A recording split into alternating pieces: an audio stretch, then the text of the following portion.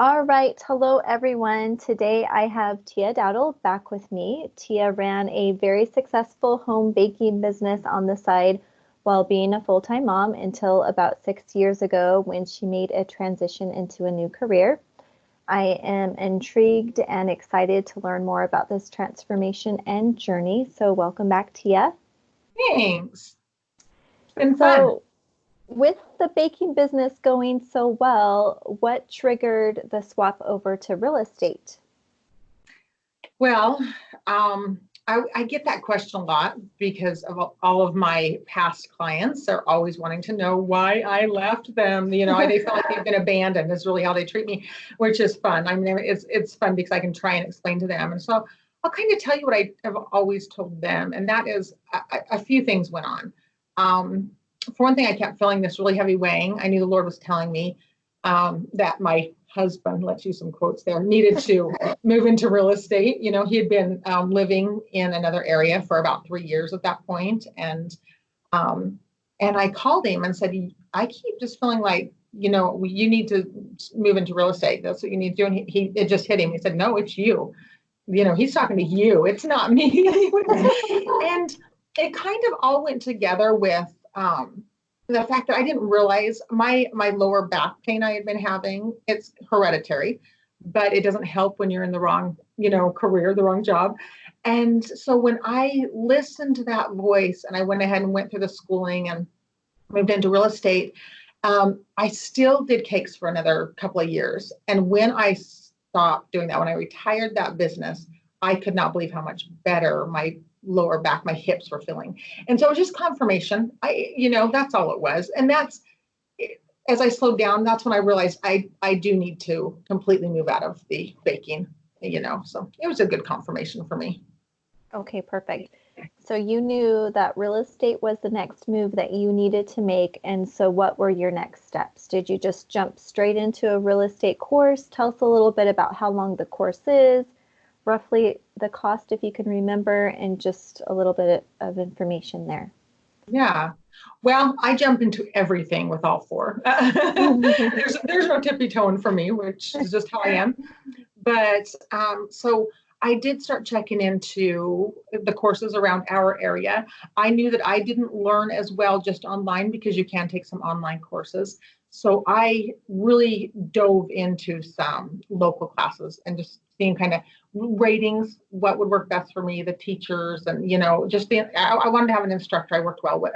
And so after checking into that, it just so happened that within the next month or two, I don't remember exactly, but there was one starting in our area, a new course starting because they're not constantly going. You have to wait for one to start in your area and then the next one. Anyways, so I started this course, and it was 90 hours at the time. I believe there's still 90 hours. It's really not that long. It's 90 hours. It's like going to work full time for a couple of weeks, Okay. And so really, really a short sacrifice there.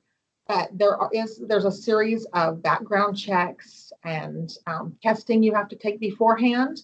And then again, after they finish all that up, and then you take a couple of boards after. Once you pass the classes, you can take your 2 boards is what you take.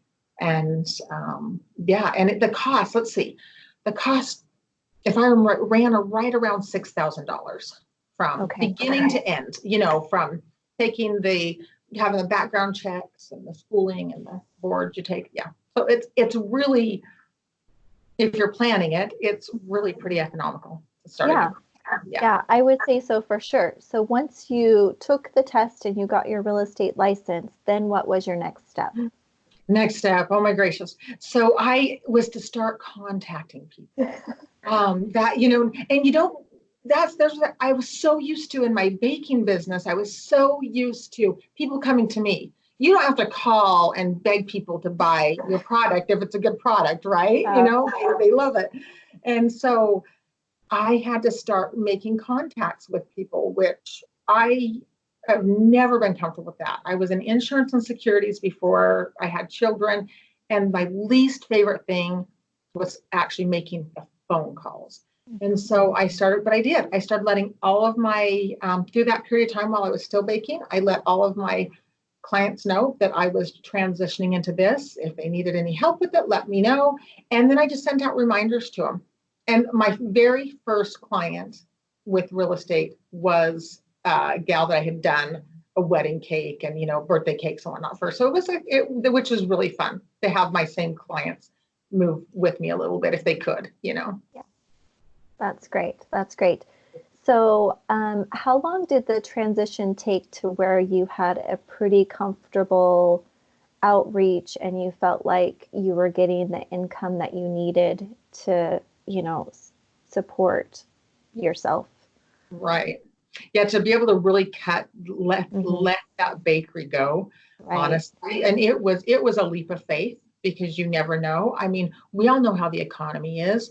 I'm sorry, but even when we hit our lowest in 2008, people were still coming for cakes because what's $30 out of your pocket? But right when the economy drops, you're not going, oh, what's a new house? Right. So it was a leap of faith to really just listen. And as I listened to that small voice saying to me, it's time, I pushed it like I always do until the very last, but it really took a leap of faith. I was making the income, I was making up for it, but trying to balance then the hours to put into the real estate and the hours to the bakery wasn't working. So that's when I had to just take that leap of faith and say, okay, it's time. I did have to, when you have a business like that with a big following, you do have to give fair warning. So I gave a good year to my clients and letting them know that the date I would be retiring that business, but it was a leap of faith. That's the biggest thing I can say. And when I did that, I had more time to put into real estate. Therefore, it really blossomed. I really was able to put the time and care into that I did the bakery. Okay, perfect.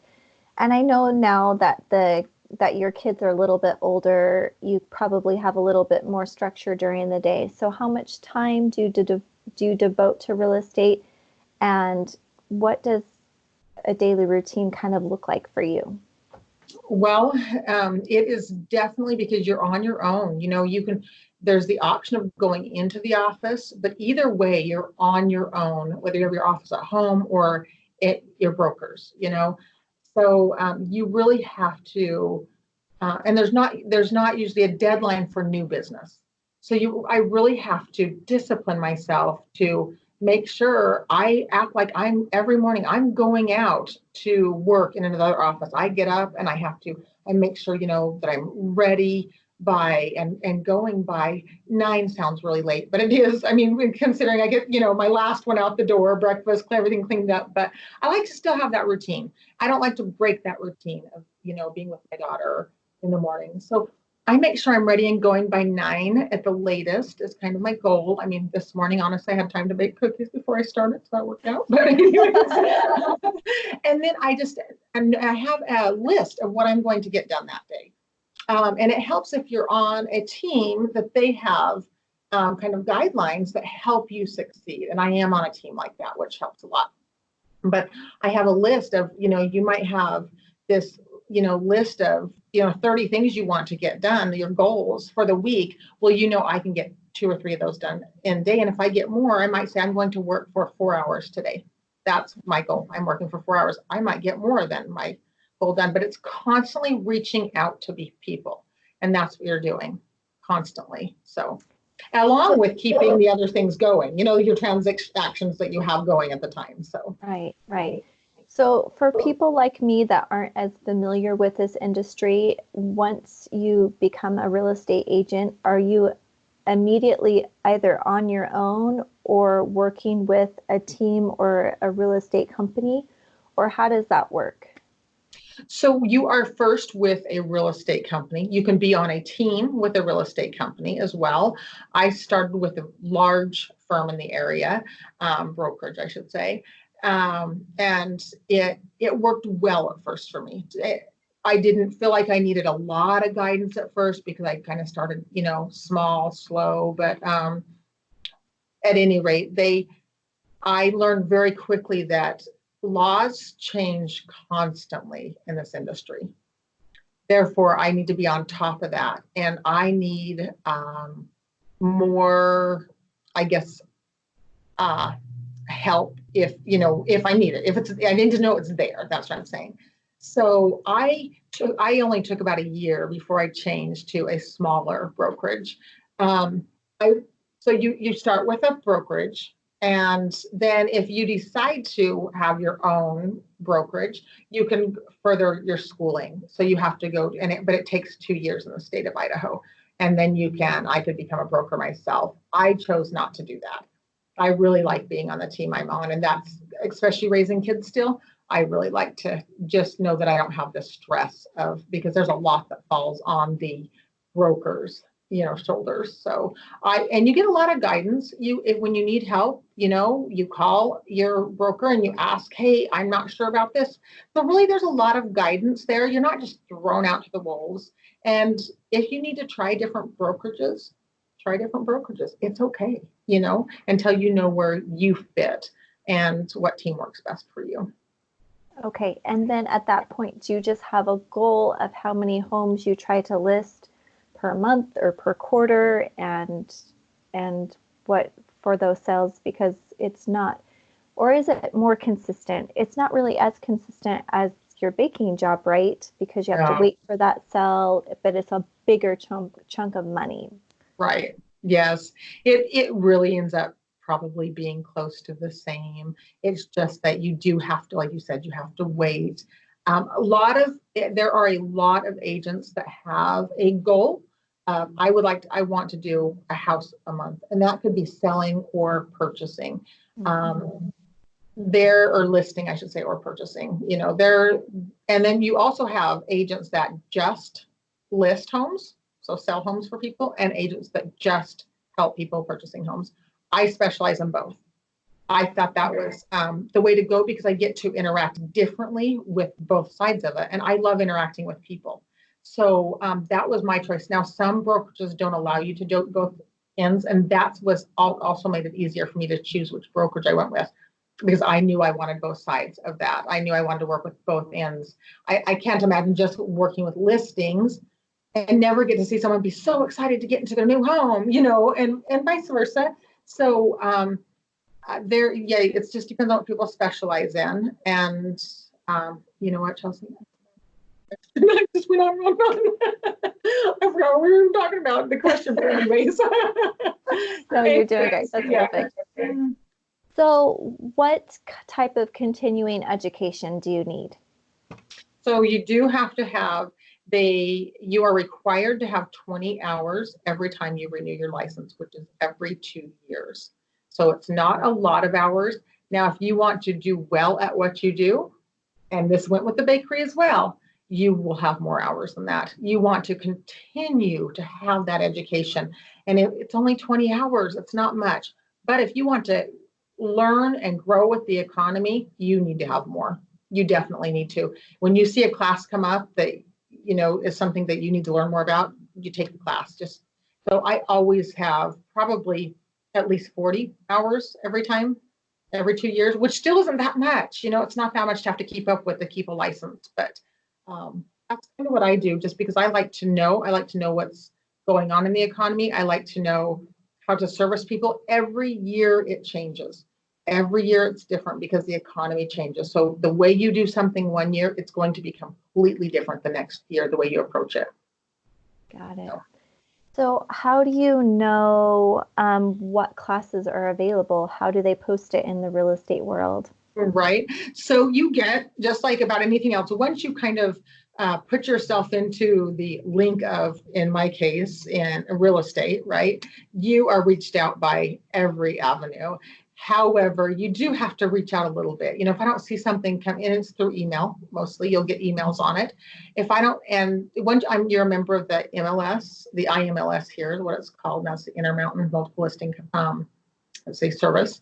Then you automatically receive those emails about continuing education. But that's a small portion of it. There's a lot of the title companies that put on education for you. There's also the school that I went through to get my license. They also have continuing education classes. So I check their calendar often to make sure I'm not missing something if I don't receive an email. So you get so much information that you just have to then plug it in if it's something you want to continually watch it on your own, but you'll get emails on most of it.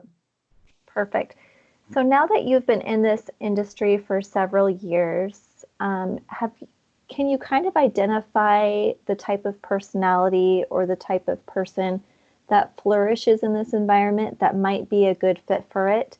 And do you see this as a long-term solution? I mean, will you do this until you retire and you're done working? Or do you think that there might be something else that you eventually transfer into? Well, I'll answer the last part first and go back. Right now, I'm only 6 years in, and so I still feel very new. I think that because this industry is like that, it's constantly changing. Just like when I was in insurance and securities, every year the new laws would come out. So you're learning new and you're growing. I feel like you always feel like it's something new. I feel like I could do it forever. I feel like physically I could do it forever. And I feel like it's something that I love people. I love, helping make their dreams come true. And so I feel like it's something that I will always enjoy. I mean, that's just the small portion of that. So I do feel like it's something that I can definitely, when I'm ready to retire, this will be what I'll retire in for sure. And as far as the type of personality, I think you have to like people. I know that sounds funny, but there are a lot of people out there that just really don't like to be around people. And that's okay. And there's a lot out there you can do from your home that you don't have to be around people, but this isn't it. You have to be self-driven. You have to, be able to every day just have that discipline. And if you're not one that has a little bit of entrepreneurship in you, that, to be able to, and a lot of people don't even know that they have it in them. So don't think, oh, I don't have that, I couldn't do it, because a lot of people actually do have it in them. And if you don't have the discipline, set goals every day, set a new goal to get something done and do it. Just do it. Because I think that that's what it takes. I think it takes somebody that's willing to set a goal, even if it's a small goal, and keep moving forward. Because if you're sitting back waiting for people to call you, in this business, it doesn't happen, because they forget that you do it. First of all, they forget that, oh, she's a real estate agent.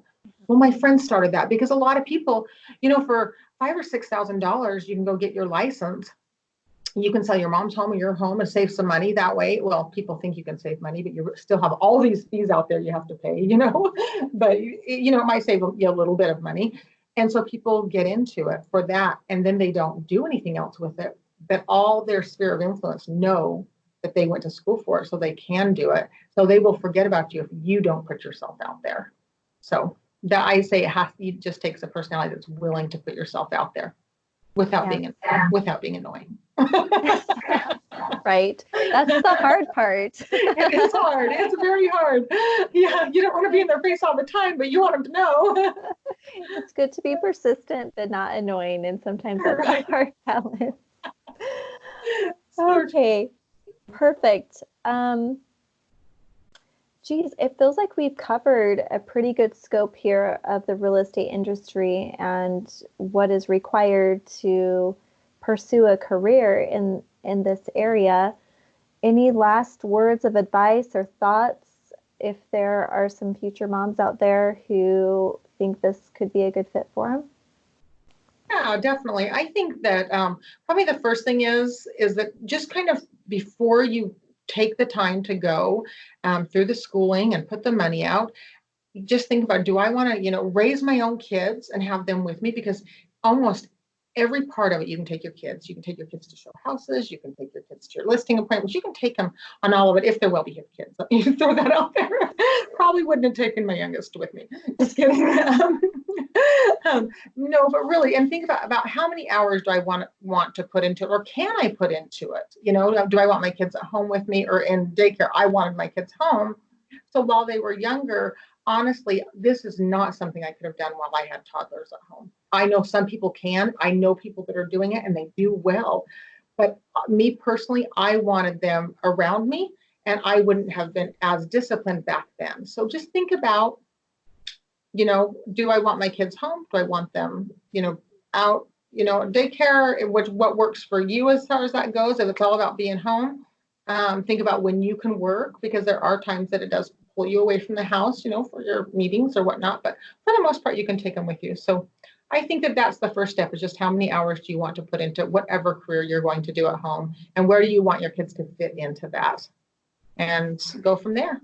Do you think it could kind of grow with you? Like, let's say you're just getting out of high school and you know that this is the direction you want to pursue. So you go to real estate school and then you can really invest a full-time career into it until Mm-hmm. you're to that point where you start having children. But maybe when you have children, do you think it's possible to take that huge step back or create a more flexible environment at that point?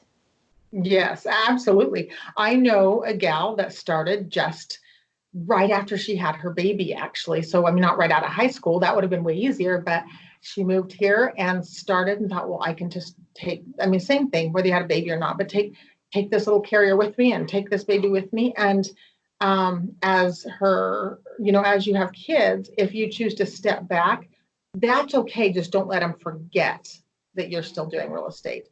Because another way you can do it, instead of taking a step back, pull in one of your colleagues with you to help bridge that timing thing, so that if you can't maybe buzz out and show homes, they can. But then what you do is give them a percent of your commission.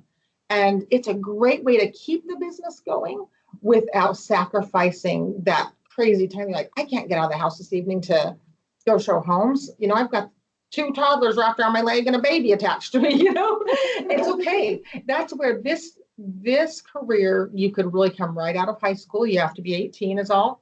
You can come right out of high school, go through the schooling. And I see a lot of young people that really flourish in it because they get their feet under them really well before they, start their families. So absolutely. I don't even think you have to take a step back. I think you just have to refigure things like you said.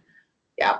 I like that. I like that. How you can just strategize a little bit and develop a team, and you can probably even pull in people that you know are really good at showing homes or maybe really good at having open houses when you know that maybe that won't be something you can do for a while. And Yeah. then just kind of figure out that commission. I like that. That's a really good thought. I'm glad I asked you that because I would have not thought of that otherwise. I'm glad you did too, because it does work well. It really does. I think that, with any job we have, a lot of times we feel like we're part of the family, in that environment, wherever we are. I think where people go, they probably wouldn't stay if they didn't feel that way, if they could leave. I should. And so I think the same thing with this. You get into an environment that you feel like you can really support one another. I have a colleague right now that he does not like the paperwork side. And so he backed out and said, I can't do the paperwork. I can't do computers. I can't do the paperwork. And I said, well, guess what? I love the paperwork end of it. I love the computer end of it. I love working with people, but I don't mind that side at all. So we've worked it out to where he kept his license, stayed in, and now we're just splitting it a little bit different, for him. And it works well. So he is able to stay in and not have to learn computers because he's 65 years old, So I love that. That's perfect. And what makes me so excited about this interview, Tia, is that you started your life out with a passionate career.